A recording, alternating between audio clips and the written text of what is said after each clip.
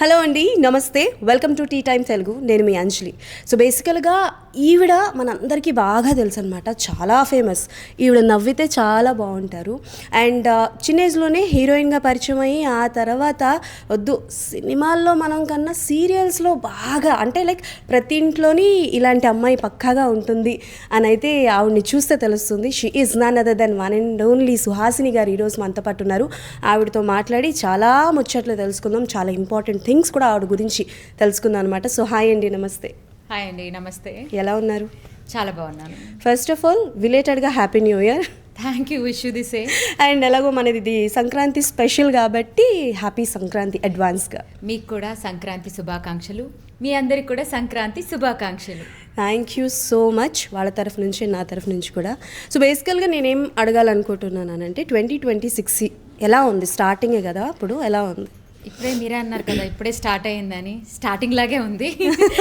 చూడాలి ఇంకా, అంటే ఇప్పుడే స్టార్ట్ అయింది కాబట్టి చాలా బాగుండాలి, అందరూ బాగుండాలి, అందులో నేను ఉండాలని కోరుకుంటాను. అబ్బా super. So as a mention, child ఆర్టిస్ట్గా కెరియర్ని చైల్డ్ ఆర్టిస్ట్ అండి, చైల్డ్ ఉన్నప్పుడే హీరోయిన్గా కొంచెం కరెక్ట్ అయ్యి ఉండొచ్చు, ఎందుకంటే 15 yearsకే నేను హీరోయిన్ అయిపోయాను. అవును. సో ఆ ఏజ్లో ఏం తెలీదు, అంటే జస్ట్ లక్కీగా నాకు జయ గారు లేడీ డైరెక్టర్ అవ్వడం వల్ల ఆవిడ ఏం చెప్తే నవ్వమంటే నవ్వేదాన్ని, ఇట్లా చేయండి అట్లా చేసేదాన్ని. చాలా బాగా ఇంట్లో వాళ్ళ డాటర్లా చూసుకున్నారు నన్ను. సో అదే ఆ 15 yearsకి వచ్చేసాను, అయిపోయింది, హీరోయిన్ అయిపోయాను. ఓకే. బట్ అంటే లైక్ ఆ టైంలో ఇప్పుడు చైల్డ్ ఆర్టిస్ట్లకి డిమాండ్ ఎక్కువ ఉంది. వాళ్ళు అంటే హీరోయిన్కి చిన్నపిల్ల చేసినా హీరోయిన్స్గా చేసినా ఎక్కువ డిమాండ్ ఉండే. బట్ అప్పట్లో ఎలా ట్రీట్ చేసేవారు? అంటే లైక్ మీతో పాటు ఎవరైనా వచ్చేవారా ఏంటి? నాతో పాటు మా ఫాదర్ మదర్ ఎప్పుడు నాతోనే ఉండేవాళ్ళు. ఎప్పుడు నేను ఎక్కడికి వెళ్తున్నా, ఈవెన్ నేను తర్వాత తమిళ్లో చేశాను మూవీస్ కొన్ని. సో అప్పుడు నాకు ఫాదర్ నాతోనే ఉండేవాళ్ళు, మదర్ ఫాదర్ ఎవరో ఒకరు కంపల్సరీ నాతో ఉండేవాళ్ళు, మస్ట్ అనమాట.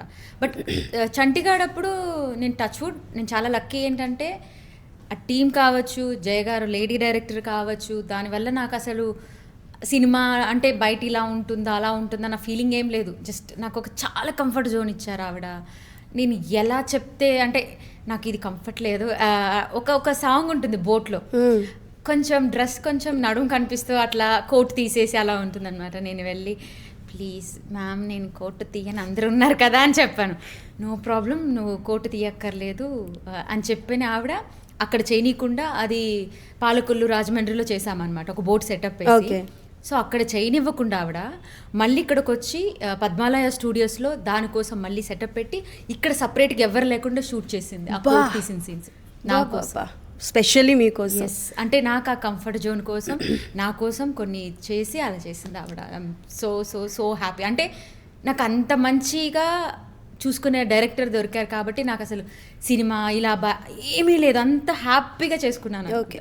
ఇండస్ట్రీకి రాక ముందు నుంచి సినిమా మీద మీ ఒపీనియన్ ఏంటంటే, లైక్ వెరీ చిన్న ఏజ్లో వచ్చారు, బట్ అప్పటి వరకు సినిమాలు థియేటర్లో చూడడం లాంటివి చేసేవారా? ఐ లవ్ సినిమా అండి. అంటే ఇప్పుడంటే సినిమాలంటే కొంచెం చాలామంది అసలు ఓటీటీలో వచ్చేస్తే చూద్దాం, అప్పుడు ఓటీటీ అట్లా ఏం లేదు కదా. సో అప్పుడు థియేటర్స్కి వెళ్ళి సినిమా చూడడం, ఆ ఫీల్, ఆ విజిల్స్ కానీ, ఫస్ట్ డే వెళ్ళి నాకు ఎంత ఇష్టం అంటే అంత ఇష్టం సినిమా. థియేటర్లో ఏ సినిమా అయినా, ఇప్పుడైతే టాక్, ఇప్పుడు సినిమా హిట్ అయితే వెళ్ళాలి, ఆ టాక్ వచ్చిన బాగుంది కదా బాగాలేదు కదా అని ఇప్పుడు జడ్జి చేసి బాగుంటే వెళ్దాంలే లేకపోతే, అప్పుడు ఏ సినిమా అయినా సరే వెళ్ళాల్సిందే, థియేటర్కి వెళ్ళి ఎంజాయ్ చేయాల్సిందే, అంతే. సో చాలా ఇష్టం నాకు సినిమా అంటే. అండ్ ఎస్పెషల్లీ నాకు డ్యాన్స్ అంటే చాలా ఇష్టం. చిన్నప్పుడు స్కూల్ యానివర్సరీస్ అప్పుడు కూడా నాకు డ్యాన్స్ ఏదైతే ఆ పర్టికులర్గా 2 months డ్యాన్స్ ఉంటుంది మాకు, రిహార్సల్స్ కానీ మిగతా అన్ని రోజులు స్కూలుకి డుమ్మా కొట్టేదాన్ని. ఆ 2 months ఒక్కరోజు కూడా నాకు డుమ్మా ఉండదు అనమాట. అంటే అమ్మో నేను కంపల్సరీ వెళ్ళాలి, ఐ లవ్ డాన్స్ అని చెప్పని. సో నాకు ఆ డాన్స్ అంటే ఇష్టం. డాన్స్ వల్ల అలా యాక్టింగ్ అనేది, ఓపెన్గా చెప్తున్నా, చాలామంది మీ యాక్టింగ్ బాగుంటుంది అంటారు, కానీ నాకు ఫస్ట్ డాన్స్ అంటే ఇష్టం. డాన్స్ ద్వారా నేను యాక్టింగ్ చేయాలని వచ్చాను, అంతే.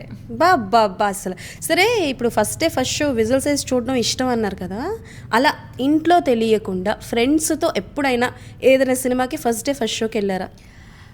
ఇంట్లో తెలియకుండా ఏం లేదండి. నేను ఆల్మోస్ట్ ఇంట్లో అంతా చెప్పే వెళ్తాను. యాక్చువల్ చెప్పాలంటే ఇంకా నేను అమ్మాయి చాలా సినిమాలకి వెళ్తాం నాన్నకు తెలియకుండా. నేను నాన్న మార్నింగ్ వెళ్ళిపోతే నైట్ వచ్చేవాళ్ళు. మేము ఏం చేసేవాళ్ళంటే అమ్మ నేను ఇద్దరము వెళ్ళిపోయేసి మళ్ళీ వచ్చేసి, అప్పట్లో థియేటర్స్లో నుంచి బయటకు వస్తే ఒక స్మెల్ వచ్చేది మన దగ్గర నుంచి.